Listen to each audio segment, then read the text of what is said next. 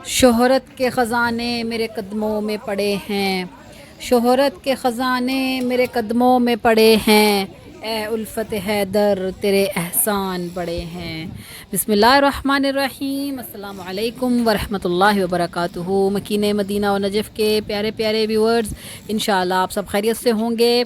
और आज का जैसे कि हमारा व्लॉग है, थंबनेल से आपको पता भी चल चुका होगा, इसमें हम आपके साथ शेयर करेंगे मस्जिद कूफ़ा के फ़ज़ाइल, मस्जिद कूफ़ा की तारीख़, मस्जिद कूफ़ा का इंट्रोडक्शन, मस्जिद कूफ़ा की तफ़सील और उसकी अहमियत और उसकी बरक़ात इंशाअल्लाह आपके साथ हम इस पूरे व्लॉग में आपके साथ शेयर करेंगे।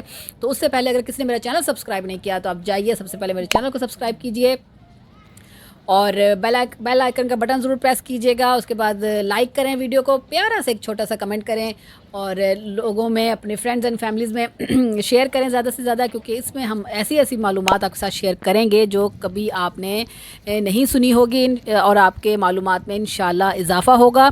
तो ये देखते जाइए आपके साथ। हम मस्जिद कूफ़ा के बैरूनी मनाज़िर आपके साथ शेयर कर रहे हैं। मस्जिद कूफ़ा का ये बाब सोबान है, ये आपको नाम भी नज़र आ रहा होगा, ये बाब सोबान है। इसकी भी एक तारीख़ है इस बाब की, वो मैंने अपने व्लॉग में शेयर की है। अब जाइए मेरे चैनल पर विज़िट कीजिए, उसको देखिए और अपनी मालूमात में मज़ीद इजाफ़ा कीजिए कि बाब सोबान को बाब सोबान क्यों कहा जाता है और सोबान के क्या मायने हैं, यहाँ पर कौन सा वाक़या पेश आया था, वो सब मैंने शेयर किया आपके साथ। और अब ज़्यादा से ज़्यादा लोगों तक पहुँचाइए।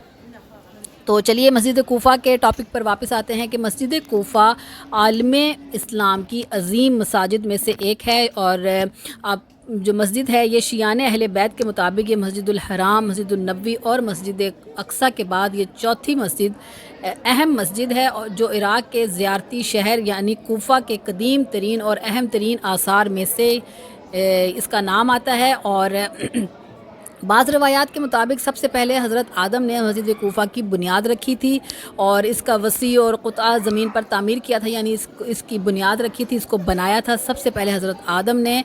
और हज़रत नूह ने तूफ़ान के बाद इसकी तामीर नौ का अहतमाम किया था। यानी आपको पता है कि जब हज़रत नूह का तूफ़ान आया था तो हर चीज़ जो है वो ख़त्म हो गई थी, तो हज़रत नूह ने तूफ़ान के बाद इसका दोबारा से इसको मेंटेनेंस की थी, इसको बनाया था। और ये इराक़ का जो शहर है कूफ़ा, ये वहाँ पर मौजूद है। और सन 17 हिजरी कमरी में मुसलमानों ने कूफ़ा का रुख किया था। तो साद बिन अबी वक़ास ने दारुल अमारा की तामीर के साथ साथ सलमान फ़ारसी की तजवीज़ पर इस मस्जिद की तामीर का दोबारा अहतमाम किया था। और इंसानी तारीख़ के आगाज़ से मुतअद्दिद अंबिया इलाही, यानी जैसे कि हमारे पैगम्बर खुदा हैं, अमीरुल मोमिनीन हैं और इमाम हसन और इमाम हुसैन अलैहिस्सलाम और बाज़ दूसरे आइमा हैं, वो भी इस मस्जिद में आए हैं, उन्होंने नमाज़ पढ़ी है, यहाँ पर हाज़िर हुए हैं। और इस मस्जिद में हर इमाम ने यहाँ पर आकर हाज़िरी दी है, नमाज़ पढ़ी है। और कहते हैं कि सन 36 हिजरी में इमाम अली उन्होंने यहाँ आए और इस मस्जिद की अहमियत और इसकी तरफ तवज्जो में ज़बरदस्त इजाफ़ा हुआ है। और अमीरुल मोमिनीन ने बारहा इस मस्जिद में नमाज के लिए क़याम किया है, इसके मिंबर पर खुतबे दिए हैं। और वो भी मैंने आपके साथ इस वीडियो में आपके साथ दिखाती हूँ, महराब अली भी, लेकिन उसका मैंने एक अलग से व्लॉग बनाया है, उस पर मैंने आपके साथ महराब अली और मिंबर अली को नुमाया किया है, उसकी तारीख़ बताई है, उसकी सारी मालूमात दी हैं। तो आप जाइए उस व्लॉग को भी देखिए। और चलिए इसमें हम ये बता रहे हैं कि मस्जिद कूफ़ा की क्या अहमियत है और यह इसके क्या फ़ज़ाइल हैं।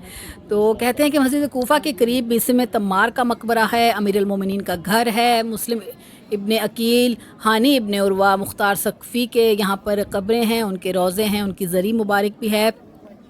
और कूफ़ा का जो दारुल अमारा था वो भी कूफ़ा शहर में ही है और इसके मस्जिद कूफ़ा के साथ ही है।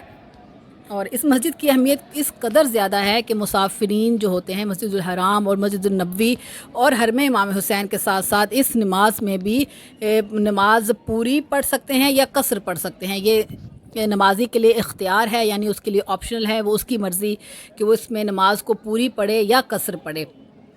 और मस्जिद कूफ़ा की फ़जीलत में मुतअद्दिद रवायात वारिद हुई हैं, जिनके मुताबिक मस्जिद कूफ़ा जन्नत के बाग़ात में से एक बाग़ है। जो शख्स इस मस्जिद में दाखिल हो जाए तो वो मग़फ़ूरा है, यानी कि बख्शा हुआ है। और शहर कूफ़ा इमाम ज़माना अलैहिस्सलाम अल्लाहुम्मा सल्लि अला मुहम्मद व आलि मुहम्मद का दारुल ख़िलाफ़ा اور مسجد کوفہ آپ کی حکمرانی اور فرما روائی کا مرکز بنے گا انشاءاللہ۔ ہم اپنے مولا کے لیے، اپنے امام کے لیے تعجیل کی دعا بھی کرتے ہیں، اللہم عجل لولیک الفرج۔ وہ بھی جب آئیں گے تو مسجد کوفہ کو ہی دارالخلافہ بنائیں گے اور اسی مسجد میں ہی اپنی حکمرانی اور فرما روائی انشاءاللہ کریں گے۔ تو یہ دیکھتے جائیے، ساتھ ساتھ ویوز بھی دیکھتے جائیے مسجد کوفہ کے اندرونی مناظر۔ یہ عصر کا وقت ہے اور بڑا بہترین ماحول ہے، موسم جو ہے وہ بالکل ایک آئیڈیل موسم ہے، نہ سردی ہے زیادہ نہ گرمی ہے۔ دیکھیے بچے بھی کھیل رہے ہیں اس مسجد میں اور آپ ساتھ آپ کے مناظر بھی شیئر کر رہے ہیں اور میٹھی میٹھی پیاری پیاری آپ کے ساتھ باتیں بھی شیئر کر رہے ہیں۔ اس میں بہت سارے مقامات ہیں، وہ بھی انشاءاللہ آپ کے ساتھ آہستہ آہستہ شیئر کروں گی، کیونکہ ان کی میں نے الگ الگ ویڈیوز بنائی ہیں، اس لیے میں اس میں نہیں بتا رہی۔ آپ نے اگر وہ جاننا چاہتے ہیں تو آپ جائیے میرے چینل پر وزٹ کیجئے، کیونکہ میں بہت محنت کے ساتھ اور اوتھینٹک اور معلومات لے کر ڈسکس کر کے، اپنے ٹیم کے ساتھ ڈسکس کر کے، تاریخ پڑھ کے، پوری بکس کا مطالعہ کر کے آپ کے ساتھ شیئر کرتی ہوں۔ اس لیے میری ویڈیوز کی محنت یا میری محنت کو رائیگاں مت جانے دیجئے، سب کے ساتھ شیئر کیجئے۔ اور ویورز، کوفہ عراق کے شہروں میں سے ایک ہے اور اس ملک کے جنوب میں نجف اشرف سے 10 کلومیٹر شمال مشرق کی طرف واقع ہے کوفہ جو ہے، اور یہ شہر دریائے فرات کے کنارے پر بنایا گیا ہے اور کوفہ کی آب و ہوا معتدل ہے، یعنی کہ اچھی ہے، اور کہتے ہیں کہ یہ بہت زیادہ سبز و شاداب ہوا کرتا تھا، ابھی بھی ہے، لیکن اس کی تاریخ یہ بتاتی ہے کہ یہ پہلے بہت زیادہ سبز و شاداب ہوتا تھا، تبھی اس کو دارالخلافہ کوفہ کو بنایا گیا تھا۔ مولا نے بھی اس کو دارالخلافہ بنایا تھا عراق کا۔ اور کوفہ کہتے ہیں ابتدا میں سورستان کہلاتا تھا، اس کا جو پرانا نام ہے، یعنی اس کا جیسے کہ مدینہ کا پرانا نام یثرب تھا، اس طرح کوفہ کا پرانا نام سورستان تھا، اور سن 17 ہجری قمری میں بصرہ کی بنیاد رکھے جانے کے چند ماہ بعد سعد بن نبی وقاص نے عمر کے حکم پر اس شہر کو آباد کیا تھا، تاکہ یہ فتوحات کے زمانے میں جنگجوؤں اور عسکری دستوں کا مسکن ہو اور اب وہ اپنے اہل خانہ کے ہمراہ اس شہر میں قیام کر سکیں۔ اور کوفہ ابتدا میں مختلف محلوں میں تقسیم ہوا کرتا تھا، ہر محلے میں ایک قبیلہ کے پاس ہوتا تھا، اور لیکن یہ شہر زیادہ تر ایک فوجی چھاؤنی سے شباہت رکھتا تھا۔ اس کے گھر جو ہیں وہ پیال اور چٹائیوں کی طرز کے بنے ہوئے تھے، اور کچھ عرصہ بعد ایک بڑی آتش زدگی میں یہ تمام گھر جو تھے وہ جل گئے تھے، اور اینٹوں کے گھروں نے پرانے گھروں کی جگہ لے لی۔ یعنی اب ظاہری بات ہے جیسے ترقی ہو رہی ہے، پہلے گھر جو ہے آپ کو پتہ ہے کہ کھجور کی لکڑی سے بنائے جاتے تھے، مٹی سے بنائے جاتے تھے، لیکن آہستہ آہستہ پھر ترقی ہوئی، پھر اینٹوں نے جگہ لے لی، اینٹوں سے گھر بنانے شروع ہو گئے۔ اسی طرح اس شہر کی بھی اسی طرح ترقی ہوئی ہے، اور پھر یہ شہر مختصر سے عرصے میں اہم اسلامی شہروں میں تبدیل ہوا، اور اس کو بہت سے حوادث اور قائد دیکھنے پڑے، یعنی بہت سارے اس میں مشکلات آئیں، کیونکہ آپ کو پتہ ہے کہ کربلا کا واقعہ ہونا، پھر اس کے بعد امام علی کے خود ان کے ساتھ جنگیں، ہر وقت جنگ میں مبتلا رہتے تھے، کوئی نہ کوئی جنگ ان کے ساتھ ہوتی رہتی تھی معاویہ کی طرف سے، تو اس وجہ سے یہ کافی اس کو حوادث دیکھنے پڑے۔ پھر مسجد کوفہ بھی، جس میں حضرت امیر المومنین علیہ السلام ہمارے جو ہیں وہ شہید ہوئے تھے، اسی دور میں تعمیر ہوئی تھی۔ آپ کو پتہ ہے کہ امیر المومنین بھی اسی مسجد میں شہید ہوئے تھے، وہ بھی محراب بھی آپ کے ساتھ میں ابھی اس ویڈیو میں بھی دکھاؤں گی، لیکن اس کی تفصیل جو ہے وہ میں نے الگ سے ویڈیو بنائی ہے، وہ جائیے وہ دیکھیے۔ اور کہتے ہیں کہ امیر المومنین نے جب خلافت سنبھالی تھی تو آپ نے کوفہ کو اسلامی حکومت کا دارالخلافہ قرار دیا تھا، اسی شہر کو، اور باوجود اس کے کہ امام حسن علیہ السلام کے بعد کبھی بھی دارالخلافہ نہ رہا، لیکن اس کی اہمیت بحال رہی، اور عرصہ دراز تک عالم اسلام نے اسی مراکز سے اس کا جو شمار ہوتا تھا۔ اور تاہم نجف اشرف کو ترقی، توسیع اور اہمیت ملی تو اس کی رونق میں رفتہ رفتہ کمی آئی۔ آج کوفہ اور نجف کے قریب ایک چھوٹا سا شہر ہے۔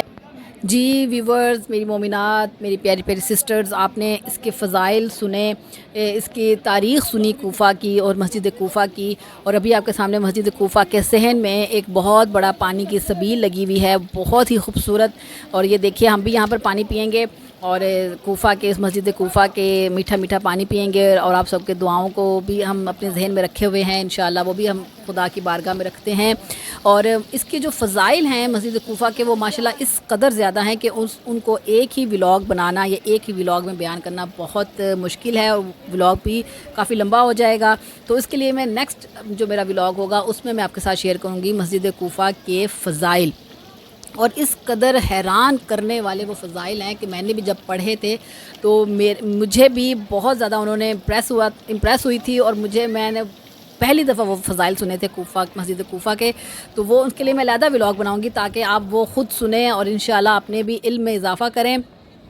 تو اب یہاں تک آپ سے اجازت چاہتے ہیں، آپ سے اب نیکسٹ کل جو ولاگ بناؤں گی اس کی میں آپ کے ساتھ شیئر کروں گی، تو مجھے بھی اپنی دعا میں شامل کیجیے گا، اور کل تک مجھے اب دیجیے اجازت، اپنا اور اپنی فیملی کا خیال رکھیے گا۔ اللہ حافظ، اللہ نگہبان۔